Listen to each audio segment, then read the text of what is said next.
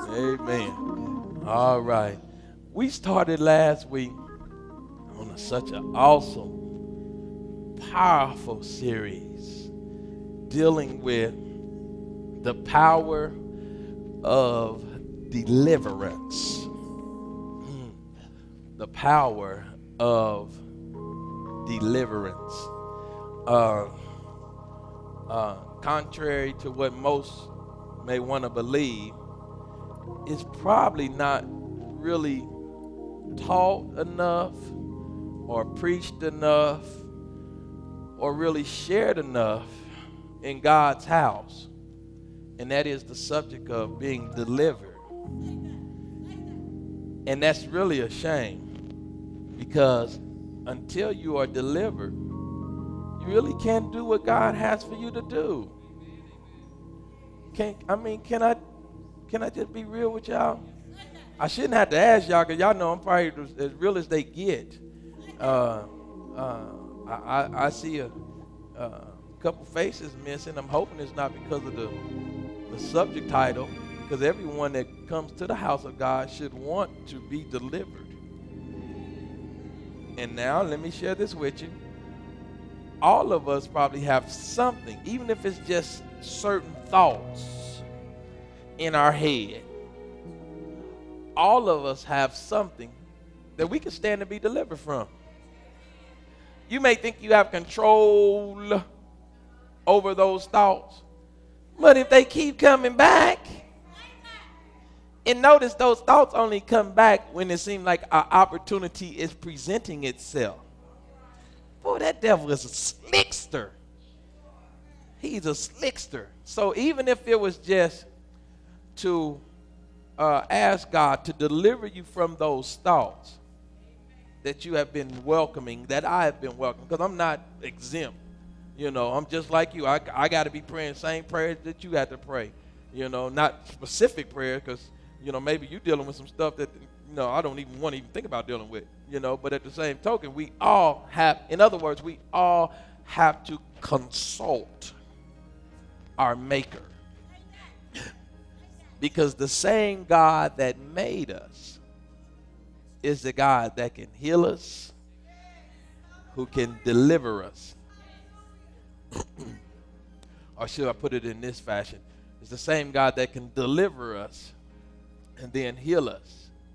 Meaning he's going to deal with the problem you ask him to, and then he'll heal you to where you'll be able to live without that issue, that concern, that problem. It won't be picking at you anymore. It won't be a problem. It won't be an issue. It won't be a concern, a situation that you cannot handle. But it'll be something that God said, listen, you have authority over that thing. And you can speak to that thing and make that thing sit down. Because every time, every day in our lives, there is something that's familiar, meaning that you have been, you have embraced it before, you've been in a love affair with it before, whatever the spirit is. And every day we spend our time crucifying the old man, the old flesh. That flesh that want to eventually get back into the driver's seat. Now, that to tell somebody, this is just real talk. It's just real talk. It's just real talk. He haven't even opened up his word yet, but it's right now. This is just a real talk session. Every day, you might not have to deal with or address that same demonic spirit every day, but they'll take turns. Okay, you going to do that? You got him today? Good luck, man. That's how that evil spirit do. It'd be like, good luck, Duke. I hope you get him this time, because if you can get in, then you can do like this. Like,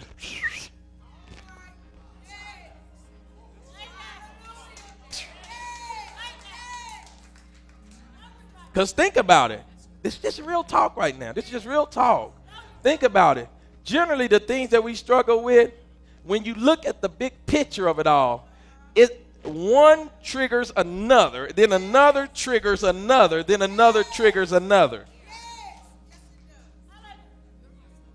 Normally, it's like one big party within our temple. It's one big party. So it's like, you know, that crazy spirit be like, You got the girls, right? All right, go ahead. Put it on him. See if he'll go for it. And then when the girls get in, he'd be like, alcohol. Come on. You know you in this party. Then the alcohol's in. Then everything that's, I'm just an example. Everything seems like it connects up to something. So you have to ask God to break the chain. Break the chain. If you know your weakness, for example, is talking to the opposite sex because the conversation gets out of control, then you need to ask God to give you the words to say that when you start talking to them, you don't start, smelling a voice and start talking about something else that you're supposed to be talking about. I just think that's how sin is. I've never had that problem, but I think that's how sin is. Now, I ain't talking about I ain't never had a problem with sin. I'm talking about, smelling somebody's voice. There's a difference between hearing somebody's voice. When you get to smelling somebody's voice, you start lusting. You be like, ooh, Jesus. And then that will cause you to lust and want to, And you say, ooh, Jesus, because you connected to the holy and you know it's wrong. So you want to say, Jesus, help me, but you won't shout it out loud because you don't want that other person to hear you say that, because that's a turnoff. How you look like all up in my face and you're going to be shouting Jesus? You're going to convict me too? Make me know that it's wrong?